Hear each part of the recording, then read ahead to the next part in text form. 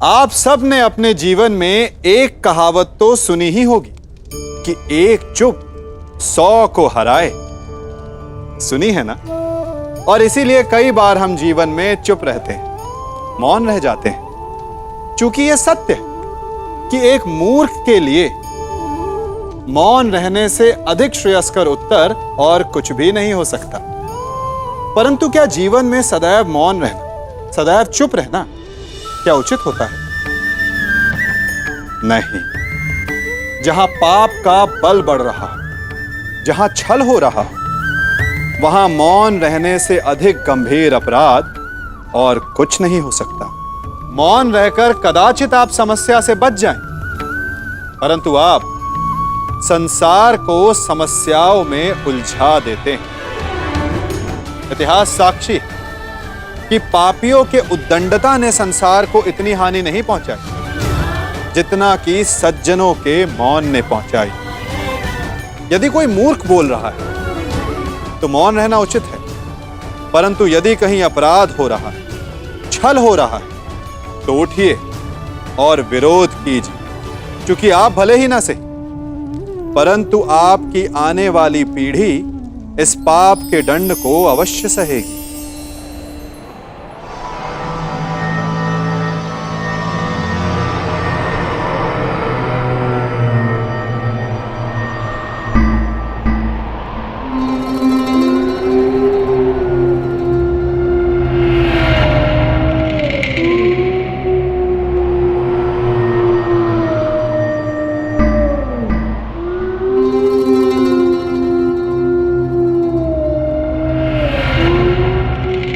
युद्धभूमि में उल्लू का रुदन शुभ संकेत नहीं है माधव।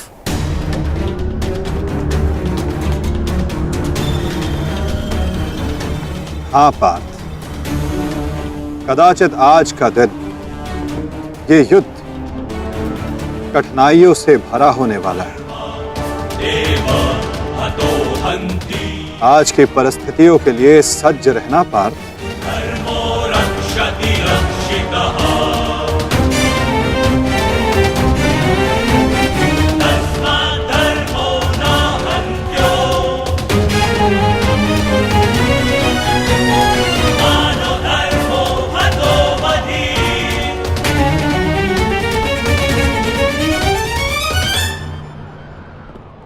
अपनी रणनीति बनाने से पूर्व हमारे लिए शत्रु का मन जान लेना, उसकी रणनीति जानना हमारे लिए आवश्यक है।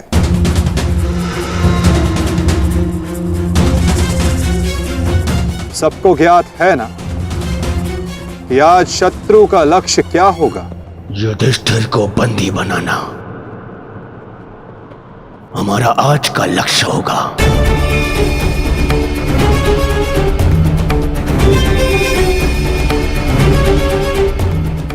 युधिष्ठिर को बंदी बनाकर मुझे इस युद्ध को यही समाप्त करना है। मेरे आज भाई वीर गति को प्राप्त हुए हैं। अब तक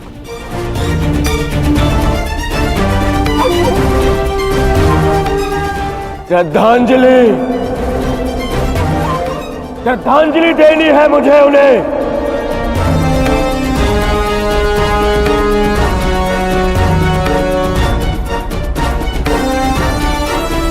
बहुत पीड़ा भरी मृत्यु दी है उस भीम ने मेरे भाइयों को।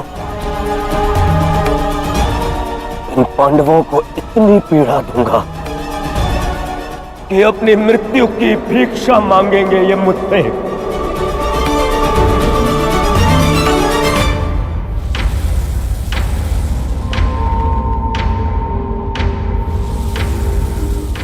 मित्रगण, वचन दो मुझे, आज चाहे जो भी तुम्हारे मार्ग में आ जाए, तुम उस पर दया नहीं दिखाओगे।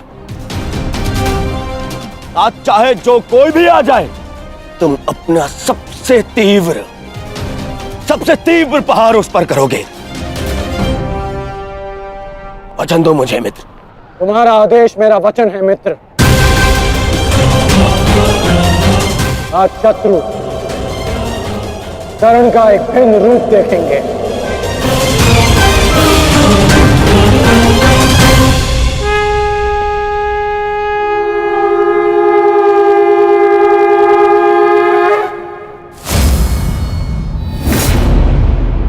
आक्रमण! आक्रमण! आक्रमण! आक्रमण!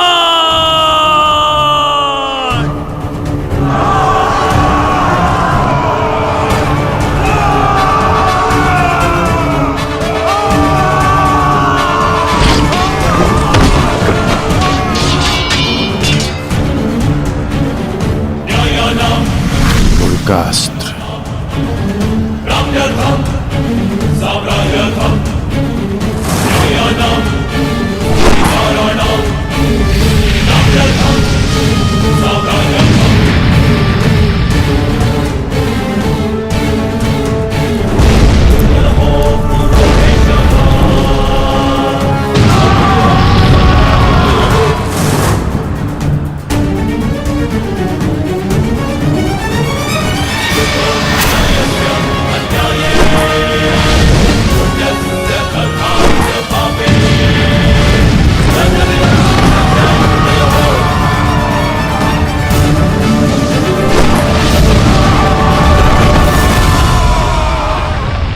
अद्भुत, अद्भुत मित्रगण, अद्भुत। अपना मार्ग ज्ञात है ना सभी को?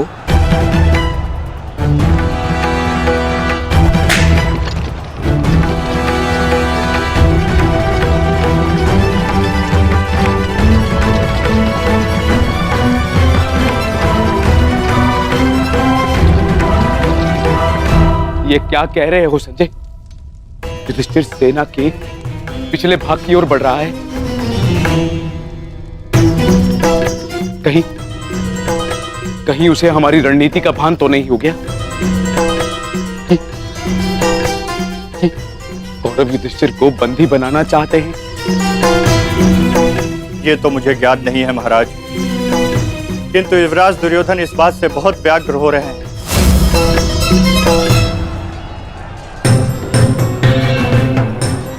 अवश्य इन पांडवों को हमारी रणनीति का ज्ञात है, इसीलिए भीम एक और हमारी सेना को भ्रमित कर रहा है और युधिष्ठिर पीछे जा रहा है। मित्रगण, तुम जाओ, युधिष्ठिर के पीछे तुम जाओ और जाके उसे बंदी बनाओ। युधिष्ठिर को बंदी बनाना हमारे लिए बहुत आवश्यक है। जाओ मित्र। परंतु मित्र ने महाराज को वचन दिया कि आज किसी भी कौरव के प्राण नहीं जाएंगे। मुझे उस वचन को भी निभाना है मित्र। उसके लिए हम सब हैं यहाँ। युधिष्ठिर तुम्हारे सामने एक दुर्बल योद्धा है, तुम उसे आसानी से बंदी बना सकते हो मित्र। उसे बंदी बनाते ही ये युद्ध यहीं समाप्त हो जाएगा और मेरे भाइयों की रक्षा भी। मुझे ये युद्ध यहीं समाप्त चाहिए। कर्ण, जाओ आगे। ठीक है मित्र, परंतु मेरी योजना स्मरण रखना। मुझे तुम्हारी योजना स्मरण रहेगी मित्र। आगे बढ़ो। सत्य से युधिष्ठिर के रथ की ओर तीव्र गति से आगे बढ़ो।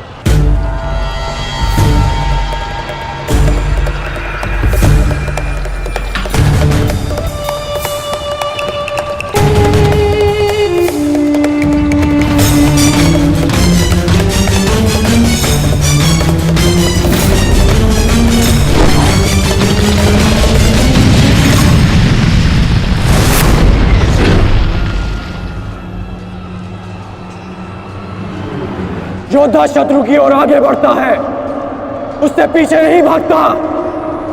मैं तुम्हें युद्ध का आह्वान देता हूं कौंतेय।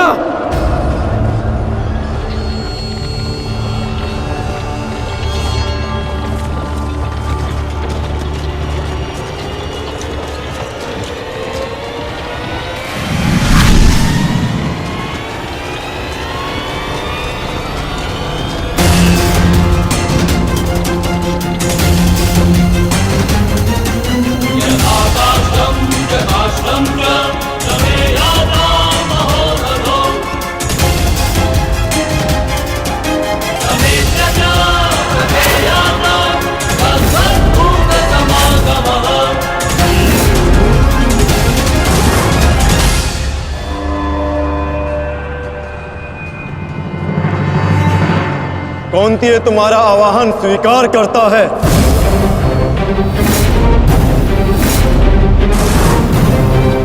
छल, आपने मेरे साथ छल किया माधव। नहीं अंगराज, छल नहीं, ये रणनीति है।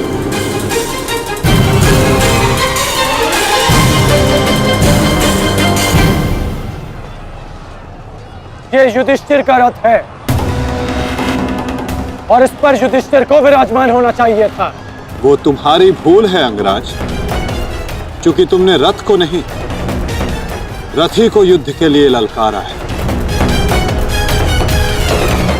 और तुमने युधिष्ठिर को नहीं, कौंतेय को ललकारा है, युद्ध का आवाहन दिया, और उसने तुम्हारे इस युद्ध के आवाहन को स्वीकार किया है कर्ण। तुम सदैव मुझसे द्वंद्व करने का अवसर ढूंढते रहे हो कर्ण। समय आ गया है, अब दिखाओ कि तुम कितने समर्थवान और कुशल योद्धा हो। अपना आवाहन पूर्ण करो मुझसे, और वहां राधा भीम अपनी प्रतिज्ञा पूर्ण करेंगे।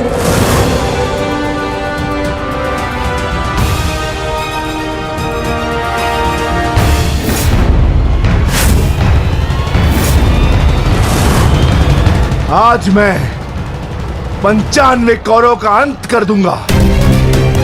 पांचाली को दिया हुआ वचन और कुरुसभा में ली हुई प्रतिज्ञा आज दोनों ही पूर्ण हो जाएंगे। तुम आगे बढ़ो भीम, तुम्हारे मार्ग की बाधा हम दूर करते हैं। आगे बढ़ो।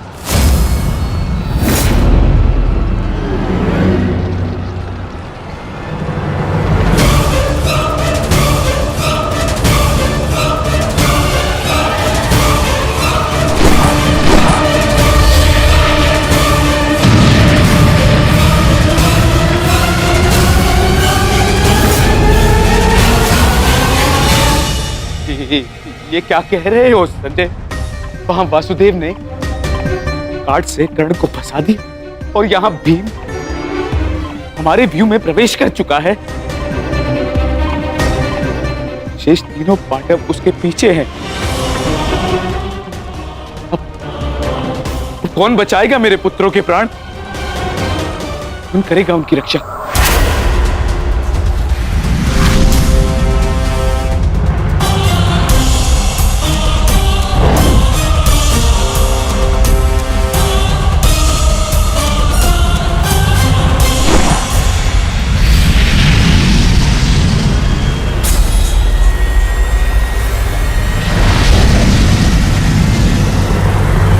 ये तो कर्ण का संकेत है।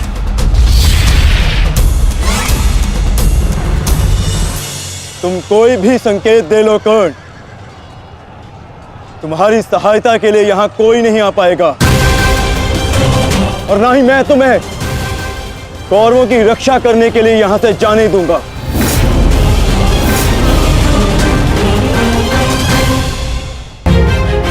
तुम कोई भी संकेत दे लो कर्ण, तुम्हारी सहायता के लिए यहां कोई नहीं आ पाएगा। कौन कहता है कि मैं रक्षा के लिए संकेत दे रहा हूं?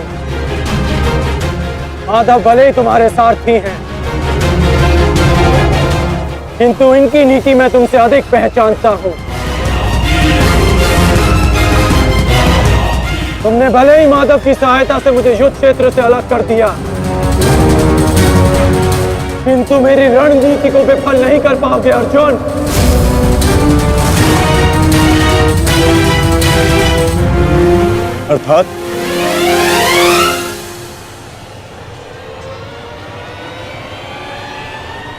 अर्थात मैं तुम्हारी रणनीति में नहीं, तुम मेरी रणनीति में फंसे हो अर्जुन। तुमने मुझे कौरवों से अलग नहीं किया, बल्कि मैंने तुम्हें पांडवों की सहायता से विमुख कर डाला।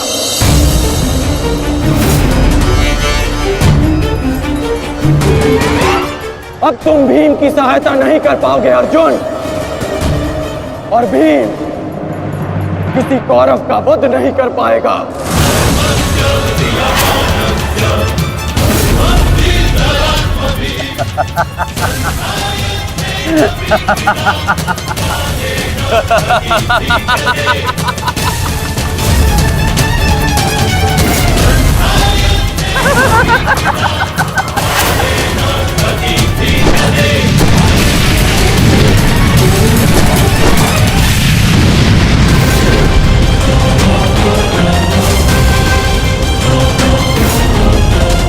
हमारा काल बनकर आए थे मूर्ख भीम, परंतु आज तुम स्वयं अपने काल के जाल में फंस गए। प्रिय भ्राता भीम, अकेले ही 100 कौरवों का वध करने की शपथ ली है ना तुमने? तो अब देखते हैं इस शपथ को पूर्ण करने का सामर्थ्य तुम्हें है भी या नहीं। प्रतिज्ञा पूर्ण करना चाहते थे ना गदाधारी? इस प्रतिज्ञा को पूर्ण करने के लिए तुम्हें अब अगला जन्म लेना होगा, क्योंकि इस जन्म में तुम्हें मरना होगा गदाधारी।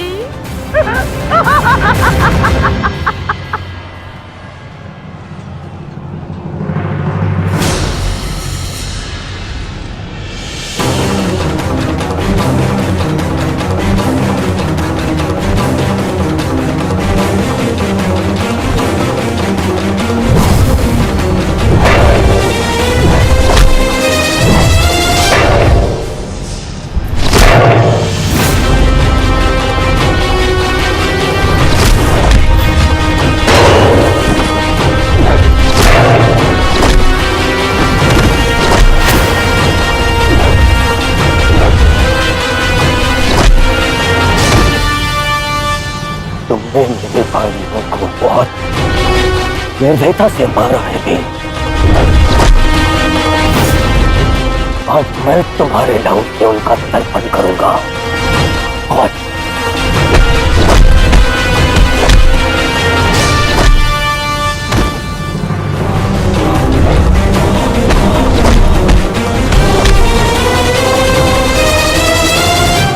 आज मैं तुम्हारे लहू से उनका तर्पण करूंगा।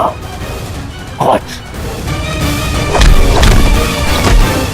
भीम, आज मैं अपने भ्राताओं की मृत्यु का प्रतिशोध लेकर रहूंगा।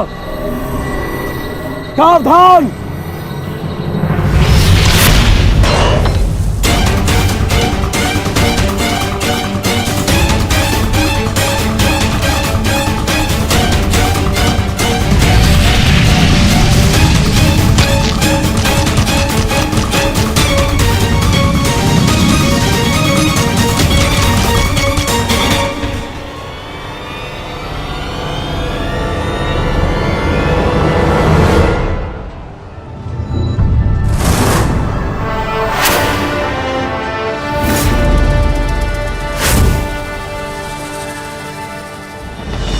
आपका प्रतिशोध पूर्ण हो न हो, परंतु मेरा प्रतिकार आज अवश्य पूर्ण होगा।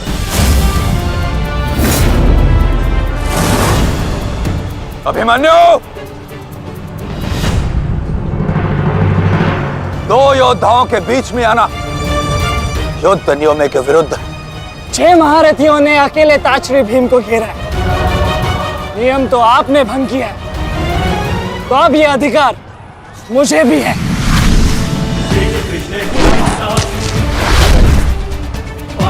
अभिमन्यु! चक्रबंधास्त्र।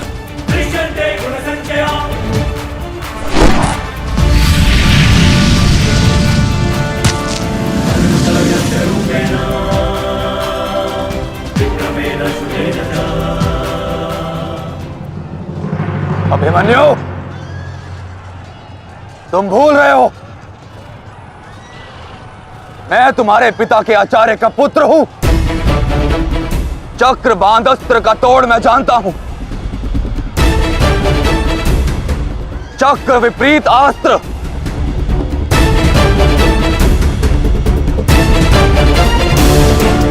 भूल तो आप रहे हैं महारथी। विपरीत अस्त्र तभी कार्य करता है जब युद्ध नीति गत हो, एक योद्धा पर आप सभी ने आक्रमण कर युद्ध नीति भंग की। अब अपनी इस अनीति का दमन देखिए। बालक! बालक! मेरी शत्रुता तुमसे नहीं है। मेरे मार्ग से हट जाओ, अन्यथा अपने प्राणों से हाथ धो बैठोगे। धो तो आज मैं उस कलंक को दूंगा जो मेरे परिवार के माथे पर है, कि अपने कुलवधु के अपमान का प्रतिकार नहीं कर पाए।